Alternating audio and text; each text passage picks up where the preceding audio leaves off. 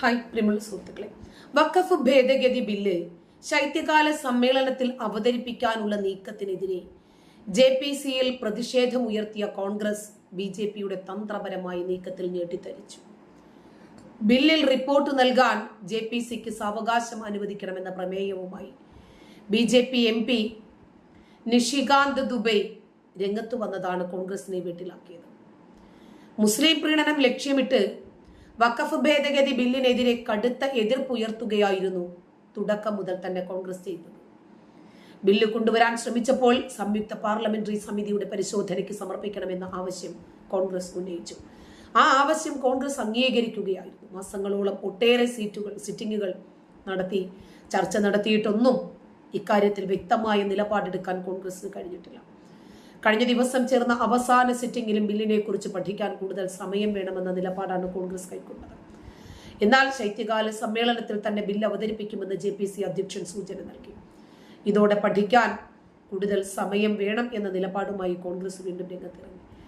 Bill അവതരണം നീട്ടണം എന്നാവശ്യപ്പെട്ട് ലോക്സഭാ സ്പീക്കറെ കാണാനും കോൺഗ്രസിന്റെ നേതൃത്വത്തിൽ പ്രതിപക്ഷ കക്ഷികൾ തീരുമാനിച്ചു.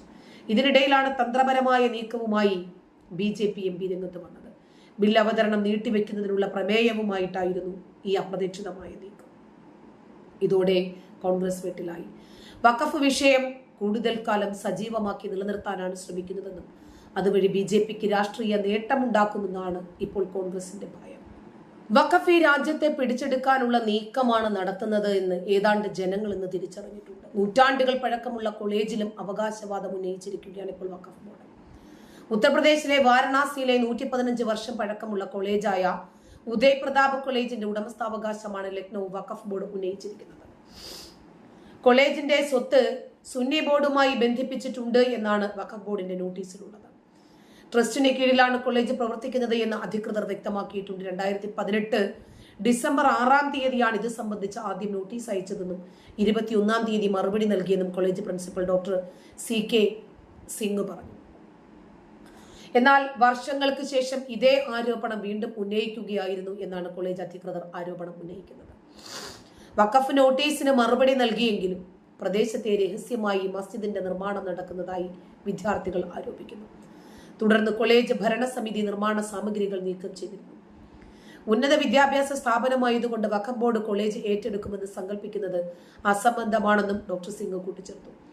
100 ഏക്കറിലേക്ക് വ്യാപിച്ചു കിടക്കുന്ന കോളേജിൽ 17,000-ത്തിലധികം പേരാണ് പഠിക്കുന്നത്.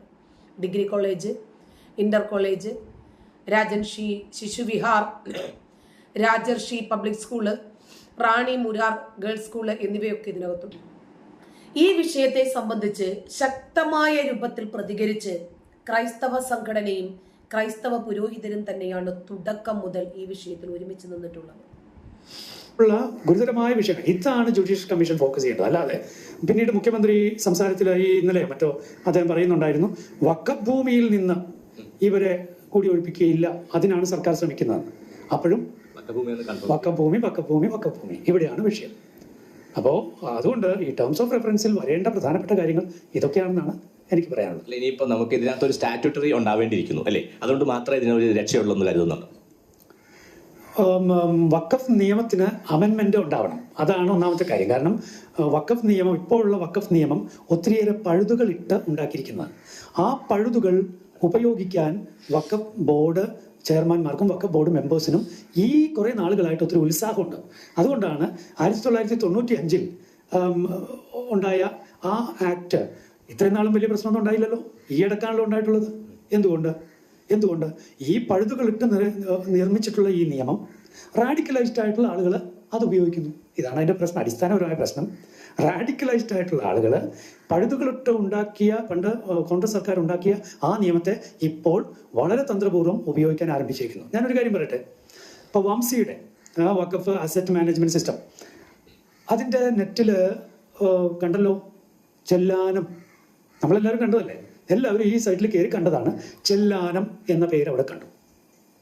അതിൻ്റെ മാനേജറായിട്ട് അവിടെ കൊടുത്തിരിക്കുന്നത് എടക്കൊച്ചിയിലുള്ള ആ ഒരു മുസ്ലിം മോസ്ക്, അതിൻ്റെ ടീമിനെയാണ്. ഇനി ചെല്ലാനം എന്ന് പറഞ്ഞതേ ഉള്ളൂ. ചെല്ലാനത്തിൽ എവിടെ, ഏതു സ്ഥലം, അതിൻ്റെ രജിസ്ട്രേഷൻ നമ്പർ എത്ര, ഇതൊന്നും അവിടെ കൊടുത്തിട്ടില്ല. ഈ ദിവസങ്ങളിൽ ചെല്ലാനംകാർ ഇത് കേട്ട് പരിഭ്രാന്തരായി. ഇത് ഇന്ത്യ ഒട്ടാകെ പരിഭ്രാന്തിയിലാണെന്നേ. ഈ വഖഫ് നിയമം കൊണ്ട് അത് ഇതുപോലെ റാഡിക്കലൈസ്ഡ് ആയിട്ടുള്ള ആളുകൾ കയറി ഇതുപോലെ ഉപയോഗിക്കുന്നത് കൊണ്ട് ഇപ്പം എല്ലായിടത്തും ഇങ്ങനെ നോട്ടീസ് കൊടുത്ത് പോയില്ലേ. അപ്പം റാഡിക്കലൈസ്ഡ് ആയ ആളുകൾ ഇത് ഉപയോഗിക്കുന്നത് കൊണ്ട് കേരളത്തിലാകട്ടെ ഇന്ത്യ ഒട്ടാകെ ആകട്ടെ ആളുകൾ ഭയത്തിലാണ്. പ്രത്യേകിച്ച് മുനമ്പം പക്ഷേ ഇതുപോലെ എല്ലാവരുടെയും മനസ്സിലെത്തിയതോടുകൂടി ആളുകൾ വളരെ ജാഗ്രതയുള്ളവരാണ്. ചെല്ലാനത്ത് നിന്ന് 3 പേര് ഈ ദിവസങ്ങളിൽ എടക്കൊച്ചിയിൽ ഈ അദ്ദേഹത്തെ കണ്ടു. അവിടെ ചെന്ന് സംസാരിച്ചപ്പോൾ അവർ പറയുകയാണ്, ഓ അങ്ങനെയൊന്നുമില്ല. അപ്പൊ പിന്നെ എങ്ങനെ വന്നു? നിങ്ങളുടെ പേര് അവിടെ എങ്ങനെ വന്നു? എങ്ങനെ ചെല്ലാനം എന്നുള്ള പേര് വന്നു? ഓ അതെന്തോ ടെക്നിക്കൽ എററാണ്, അത് അങ്ങനെ ഒരു സംഭവമേ ഇല്ല. അങ്ങനെയെങ്കിൽ നിങ്ങൾ എന്ത് ചെയ്യണം? ഒഫീഷ്യലായ ലെറ്റർ പാഡിൽ ഇങ്ങനൊരു സാധനം ഇതിൽ വന്നിട്ടുണ്ട്, ഇത് ഞങ്ങളുമായിട്ട് ഒരു ബന്ധമില്ലാത്തതാണ്, അത് ഞങ്ങൾക്കറിയില്ലാത്ത കാര്യമാണ്, ആരാണ് ഇത് കേട്ടിരുന്നത് അന്വേഷിക്കണം, ഇത് ഞങ്ങളുമായിട്ട് ഒരു ബന്ധമില്ല, ഇങ്ങനൊരു സാധനമില്ല, ചെല്ലാനത്ത് ഇങ്ങനൊരു സംഭവമില്ല എന്ന് ഒഫീഷ്യലായിട്ട് അവർ അറിയിക്കേണ്ടതല്ലേ? ഇതുവരെ അങ്ങനെ വല്ലതും കണ്ടോ? ഇല്ല. ഈ 3 പേരോട് അവർ പറഞ്ഞു ഇങ്ങനെ പ്രശ്നമില്ല, ഇല്ലാതെ ടെക്നിക്കൽ എറർ എന്ന് പറഞ്ഞാൽ ഇപ്പം എന്താണെന്ന് മനസ്സിലായോ? ടെക്നിക്കൽ എറർ എന്നുള്ളതാണ് കർണാടകത്തിലും സംഭവിച്ചതായിട്ട് അവരും ഉപയോഗിച്ച വാക്ക് ടെക്നിക്കൽ എറർ, ക്ലറിക്കൽ മിസ്റ്റേക്ക് എന്ന് പറഞ്ഞത്. എന്താ ക്ലറിക്കൽ മിസ്റ്റേക്ക്? ആ പരിസരത്തുള്ള 15,000 ഏക്കർ ഭൂമി ഒരൊറ്റ രാത്രി കൊണ്ട് ടൈറ്റിൽ മാറി വഖഫ് ബോർഡിന്റെ കീഴിലായി. ഇതിനെയാണോ ക്ലറിക്കൽ എറർ എന്ന് ഇനി ഇന്ത്യ മനസ്സിലാക്കേണ്ടത്? ഡിക്ഷണറിയിൽ പദങ്ങളുടെ അർത്ഥം പോലും മാറിപ്പോവുകയാണ്. ക്ലറിക്കൽ മിസ്റ്റേക്ക് സമം നാട്ടുകാരുടെ ഭൂമി വഖഫ് ബോർഡിന്റെ പേരിലേക്ക് പെട്ടെന്ന് മാറിപ്പോകുന്ന പ്രതിഭാസത്തെയാണ് ക്ലറിക്കൽ എറർ എന്ന് പറയുന്നതെന്ന് ഇപ്പൊ ഇനി ഡിക്ഷണറി മാറ്റി എഴുതേണ്ട ഒരു അവസ്ഥയായില്ലേ? അല്ലെ, സാധാരണ ക്ലറിക്കൽ എറർ എന്ന് പറഞ്ഞാൽ ഒരു ഡേറ്റ് ഓഫ് ബർത്തിൽ ഒരു നമ്പർ മാറുക, അതൊക്കെയാണ് എറർ. ഇത് ഇത്രയും വലിയൊരു ഡോക്യുമെന്റ് മാറുന്നത്. ഇനി ഈ എറർ ക്ലറിക്കൽ എറർ ആണെന്ന് മനസ്സിലാക്കിയ ആളുകൾ സ്വന്തം പേരും അഡ്രസ്സും അവിടെ കിടന്നിട്ട് അവരെന്തുകൊണ്ടാണ് ഇത് പറയാതെ ഇങ്ങനെ വായോടച്ചിരിക്കുന്നത്?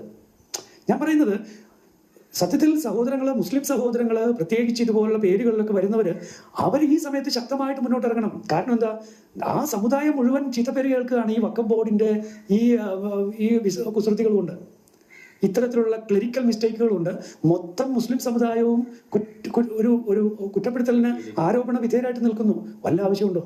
അപ്പൊ ശരിക്കും എന്താ ചെയ്യേണ്ടത്? ഇങ്ങനെയുള്ള സമയങ്ങളിലൊക്കെ അപ്പോ അവിടെയാണ് മുസ്ലിം ലീഗ് ഇടപെടേണ്ടത്, അവിടെയാണ് സമസ്ത ഇടപെടേണ്ടത്, അവിടെയാണ് മറ്റു പ്രസ്ഥാനങ്ങൾ, മുസ്ലിം പ്രസ്ഥാനങ്ങൾ ഇടപെടേണ്ടത്. ഇങ്ങനെ വന്നിരിക്കുന്നത് ഇങ്ങനത്തെ ഒരു കാര്യമേ ഇല്ല, അത് ആരോ കളിച്ച കളിയാണ്, വേറെ ആരും അല്ലല്ലോ, ഇത് വംസിയിലല്ലോ വന്നിരിക്കുന്നത്. Waqf asset managing assets and management സിസ്റ്റത്തിലാണ് വന്നിരിക്കുന്നത്. അല്ല, കഴിഞ്ഞ ദിവസം ആർച്ച് ബിഷപ്പിനെ കാണാൻ എത്തിയ മുസ്ലിം ലീഗിന്റെ നേതാക്കന്മാർ, കുഞ്ഞാലിക്കുട്ടി ഉൾപ്പെടെ പറഞ്ഞത് ഞങ്ങൾ എല്ലാവിധ പിന്തുണയും നിങ്ങൾക്കൊണ്ട്, നിങ്ങൾക്കൊരു നെഗറ്റീവ് സംഭവിക്കില്ലെന്ന്. അതിനെക്കുറിച്ച് എന്ത് പറയും? ഈ ഇങ്ങനെയുള്ള വിഷയങ്ങളിൽ തങ്ങൾ പ്രതിക്കൂട്ടിലാകുന്ന ഒരു സമയത്ത് അങ്ങനെ വന്നാൽ മതിയോ? അപ്പൊ തങ്ങൾക്ക് ക്ഷീണം വരുന്ന നേരത്ത്, ബുദ്ധിമുട്ടുണ്ടാകുന്ന നേരത്ത് അവിടെ ഒരു പൊടിയിടാനായിട്ട് വന്നാൽ മതിയോ? ഈ വഖഫ് നിയമം കഴിഞ്ഞ 1995 അതുകൊണ്ട് 29 വർഷങ്ങളായിട്ട്, 29 അല്ലേ, 95 എന്ന് പറയുമ്പോൾ 29 വർഷങ്ങളായിട്ട് ഇവിടെ ഉണ്ട്. ഇതിലൂടെ പ്രശ്നം തുടങ്ങിയിരിക്കുന്നു. അപ്പ മുസ്ലിം ലീഗ് ഇടപെടണം, അപ്പ സമസ്ത ഇടപെടണം, അപ്പ ഈ നേതാക്കൾ ഇടപെടണം. ഇത് ശരിയല്ല, ഇങ്ങനെയുള്ള ക്ലെയിംസ് ശരിയല്ല, അതിന് ഇടയാക്കുന്ന നിയമനിർമ്മാണം ആണെങ്കിൽ അത് തിരുത്തണം, അത് പറയട്ടെ, അതല്ലേ പറയട്ടെ, അവിടെയല്ലേ ആത്മാർത്ഥത. അതായത് ആര് ചെയ്താലും ശരി, അപരന്റേത് കൊള്ളയടിക്കാൻ ശ്രമിക്കുന്ന പ്രവൃത്തിയെ ആദ്യം സ്വന്തം സമുദായത്തിൽ നിന്ന് തന്നെ എതിർപ്പുകൾ പ്രകടിപ്പിച്ചു തുടങ്ങണം. അത് നമ്മളെ ബാധിക്കുന്നു എന്നുള്ള സമയത്തും മാത്രമല്ല ശബ്ദമുയർത്തേണ്ടത്. നന്ദി.